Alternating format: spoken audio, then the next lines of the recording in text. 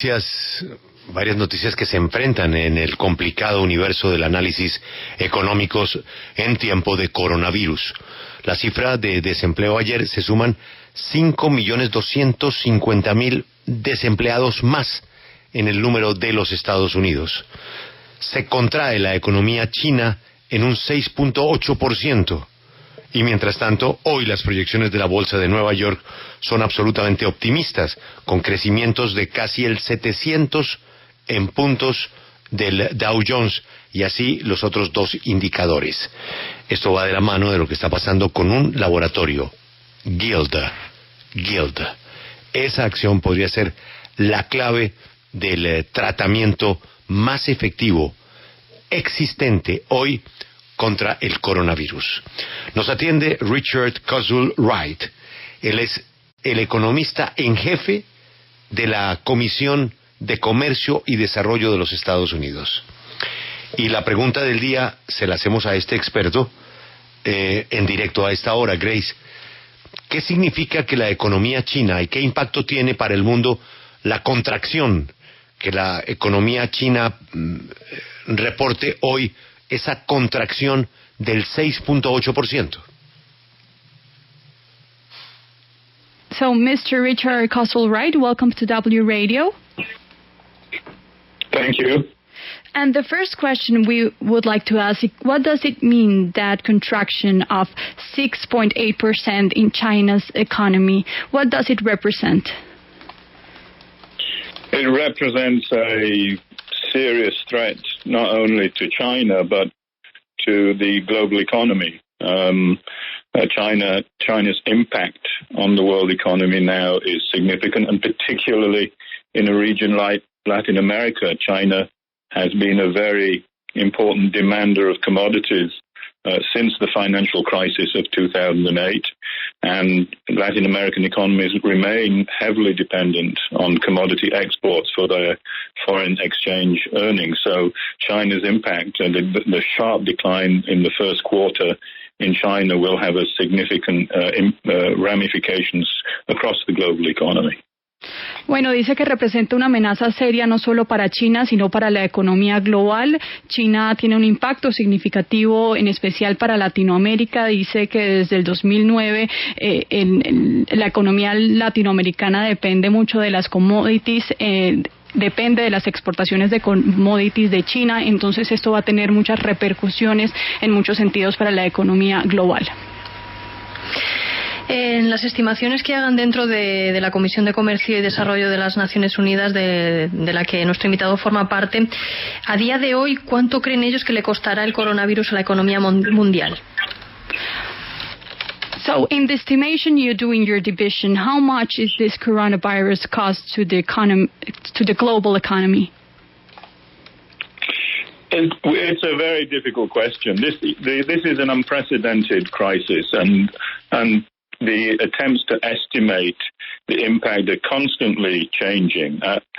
We've been reducing our estimate for global growth since the beginning of this year.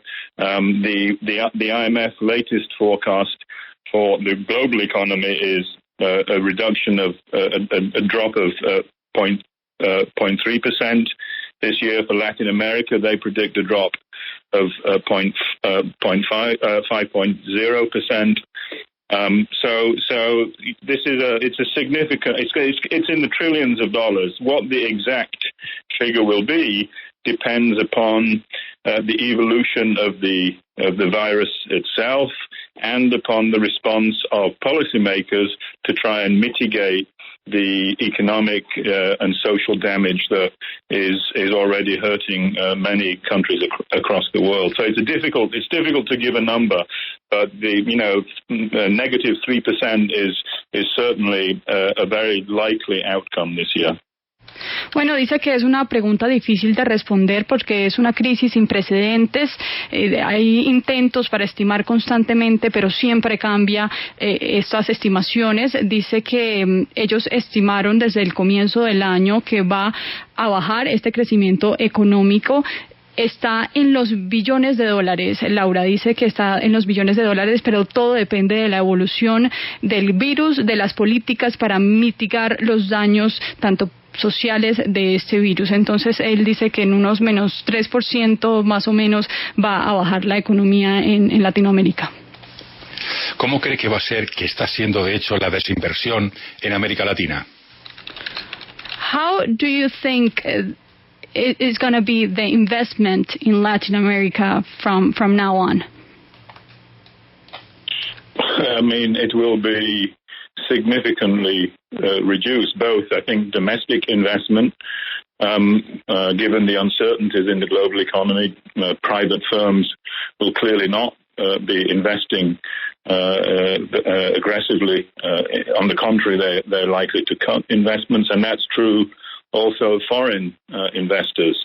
So the investment climate as a consequence of the dramatic slowdown in the global economy is, I think, the investment climate is going to be very hostile certainly for this year and possibly into next year. Dice que va a reducir la inversión doméstica por esta incertidumbre muchísimo. Dice que las firmas privadas no van a invertir incluso de una manera agresiva. Va a ser lo mismo para los inversionistas extranjeros. Entonces va a bajar mucho a nivel mundial. La inversión va a ser bastante hostil este año y posiblemente el próximo. Grace, hoy la revista The Economist se pregunta en portada, ¿Is China winning? Si China es el gran ganador geopolítico de la pandemia, y quisiera que él, como economista de Naciones Unidas, pues responda esa pregunta que se hace hoy, como le digo, la revista The Economist. Today, The Economist says that China is winning. Do you share this impression, or what do you think about this? What The Economist is saying about China winning with all this crisis? It's a funny way of framing what is clearly a global problem, which is affecting all parts of the global economy. I think to try and reduce it to a winners and losers framework is not really appropriate at this point. I think China has responded very aggressively to the climate, to the virus. But China is also very dependent upon the rest of the world economy for its own growth. And as long as the world economy is doing badly, China will be suffering along with everybody else. I think ultimately the real challenge is whether the advanced economies, particularly the US and Europe, can find a rapid way of not just containing the crisis, but finding a sustainable recovery out of the crisis, which not only benefits their own economies, but also benefits the rest of the world. And to be honest, the problem, as far as we can tell, lies more with their inability to find strong recovery strategies than what is actually happening in China right now.